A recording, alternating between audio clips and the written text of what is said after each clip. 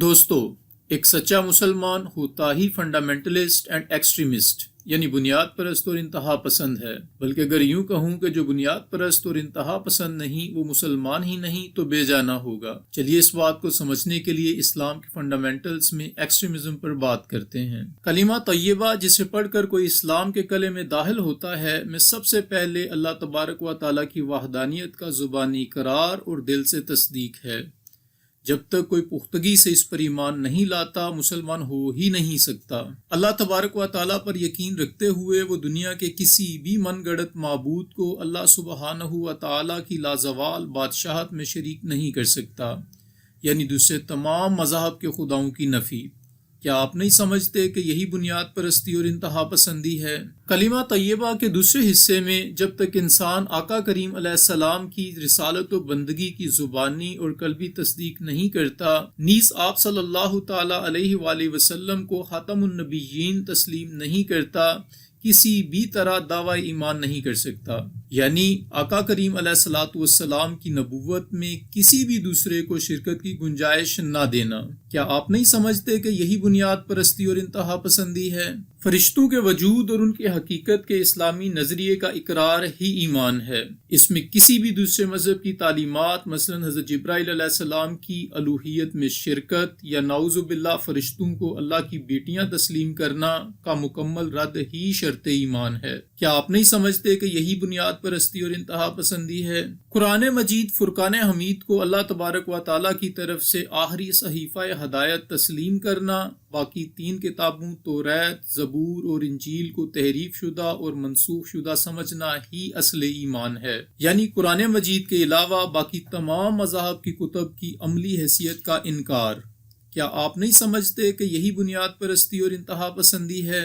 مرنے کے بعد دوبارہ اٹھائے جانے اور اپنے کیے گئے اعمال کا حساب کتاب دینے کا زبانی اور قلبی اقرار ہی ایمان ہے۔ میزان کا قائم ہونا، اعمال کا تلنا، اعضاء کا گواہی دینا، جنت یا جہنم کا مستحق ہونا، عین اسلامی نظریات کے مطابق عقیدہ رکھنا، نہ کہ یہودیوں کی طرح انبیاء کی اولاد ہونے کے ناطے ہر طرح کے اعمال کے باوجود صرف اور صرف جنت کا مستحق ہونا، یا عیسائیوں کے عقیدہ باطل کے مطابق صرف جنت کا مستحق ہونا۔ آخرت کے بارے میں کسی بھی دوسرے مذہب کے عقیدے کی سراسر نفی۔ کیا آپ نہیں سمجھتے کہ یہی بنیاد پرستی اور انتہا پسندی ہے؟ اس بات پر کامل یقین کہ اللہ تبارک و تعالیٰ اپنے قدیم اور دائمی علم کے تحت اس دنیا کے آغاز سے پہلے ہی تقدیر کی صورت میں ہونے والا لوح محفوظ پر تحریر کر چکا ہے ہی ایمان کامل ہے۔ اس عقیدے میں بھی دنیا کے کسی بھی مذہب کی توجیہ کا سرے سے انکار۔ کیا آپ ابھی بھی نہیں سمجھتے کہ یہی بنیاد پرستی اور انتہا پسندی ہے؟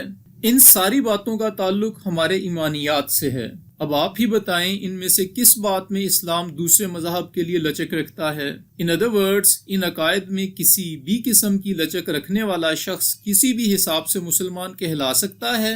یقیناً جواب ہوگا بالکل نہیں۔ تو پھر آپ ہی بتائیں کہ بنیاد پرستی اور انتہا پسندی اور کس کو کہتے ہیں؟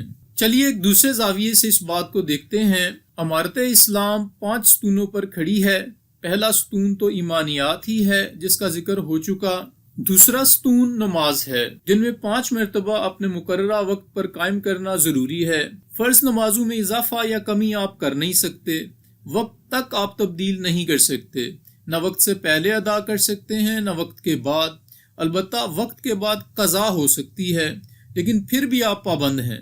اس کے لیے شرط سانس کا چلنا ہے، اس کے علاوہ کسی بھی حالت میں معافی نہیں ہے۔ اگر زندگی میں کچھ نمازیں چھوٹی ہیں تو مرنے سے پہلے قضا کرنا لازم ہے۔ نماز کی ادائیگی میں کسی بھی قسم کی کوئی چوائس نہیں دی گئی۔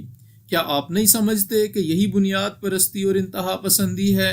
ماہ رمضان میں ہر صحت مند غیر مسافر مسلمان پر پورا مہینہ روزے رکھنا فرض ہے۔ عورتوں کے مخصوص ایام میں رہ جانے والے روزے جلد از جلد بعد رمضان ادا کرنا ضروری ہیں۔ بیماری یا سفر کی وجہ سے رہ جانے والے روزے بھی صحت اور قیام کی حالت میں جلد از جلد مکمل کرنا لازم ہے۔ اگر صحت کی امید نہیں رہی تو اس صورت میں بھی معافی نہیں بلکہ فدیہ ادا کرنے کا حکم ہے، اور اگر فدیہ ادا کرنے کے بعد بھی صحت حاصل ہو گئی تو پھر روزے بھی پورے کرنے ہوں گے۔ کیا آپ نہیں سمجھتے کہ یہی بنیاد پرستی اور انتہا پسندی ہے؟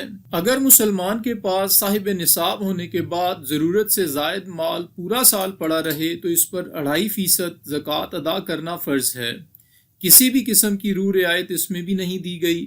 سرکار دو عالم صلی اللہ تعالی علیہ وآلہ وسلم کے اس دنیا سے پردہ فرما لینے کے بعد کچھ قبائل نے زکوٰۃ دینے سے انکار کر دیا تھا، تو حضرت عمر فاروق رضی اللہ تعالیٰ عنہ کی سفارش کے باوجود خلیفہ اول حضرت ابوبکر صدیق رضی اللہ تعالیٰ عنہ نے فرمایا، سرکار صلی اللہ تعالی علیہ وآلہ وسلم کے زمانہ مبارک میں اگر کوئی اونٹ کے ساتھ گھٹنا باندھنے والی رسی دیتا تھا اور اب اونٹ دے مگر رسی نہ دے تو میں اس سے بھی جہاد کروں گا۔ کسی بھی قسم کی رعایت اسلام یہاں پر بھی نہیں دیتا۔ کیا آپ نہیں سمجھتے کہ یہی بنیاد پرستی اور انتہا پسندی ہے؟ اگر کوئی مسلمان حج کا خرچ برداشت کرنے کی استطاعت رکھتا ہے اور اپنے پیچھے اپنے اہل و عیال کے اس عرصہ کے دوران میں ہونے والے اخراجات بھی پورے کر سکتا ہے تو اب اس پر حج بھی فرض ہے، یعنی اگر حج کیے بغیر مر گیا تو گنہگار بھی ہوا اور کل روز محشر جوابدہ بھی۔ یہاں پر بھی سے کسی بھی قسم کی آزادی یا چھوٹ نہیں دی گئی۔ اب پھر میرا سوال وہیں پر موجود ہے کہ آپ ہی بتائیں کہ پھر بنیاد پرستی اور انتہا پسندی اور کس کو کہتے ہیں؟ آئیے اب اسلامی شرعی سزاؤں کی بھی بات کر لیں۔ کان کے بدلے کان، ناک کے بدلے ناک، قتل کے بدلے قتل، چوری کی سزا ہاتھ کاٹنا، زنا کی سزا غیر شادی شدہ کے لیے 70 کوڑے اور شادی شدہ کے لیے سنگساری یعنی پتھر مار مار کر ہلاک کر دینا وغیرہ وغیرہ۔ آپ کیا سمجھتے ہیں یہ بنیاد پرستی اور انتہا پسندی نہیں؟ ان سزاؤں کا انکار کرنے والے کا بلکہ ناپسندیدگی کا اظہار کرنے والے کا بھی اسلام سے کوئی تعلق نہیں، چاہ جائے کہ ان سزاؤں کو ظالمانہ قرار دے۔ مسلمان کا ہر عمل اسے انعام کا مستحق بناتا ہے یا سزا کا، کوئی درمیانی معاملہ نہیں۔ مسلمان جنت میں جائے گا یا دوزخ میں اپنے گناہوں کی سزا مکمل کرے گا۔ اوپر سے قرآن پاک میں مسلمانوں سے یہ تقاضا، اے ایمان والو پورے کے پورے دین میں داخل ہو جاؤ۔ غور کریں اس پر، پورے کے پورے، 99% بھی نہیں، پورے کے پورے 100%۔ مفہوم حدیث ہے، تم میں سے کوئی اس وقت تک مومن ہو ہی نہیں سکتا جب تک میں اسے اس کے مال، ماں، باپ، اولاد، حتیٰ کہ اس کی جان سے بھی زیادہ محبوب نہ ہو جاؤں۔ کہاں ہے آزادی؟ کہاں ہے ریلیکسیشن؟ کہاں ہے ماڈریشن؟ دوستو یہی بات سمجھانا مقصود تھا۔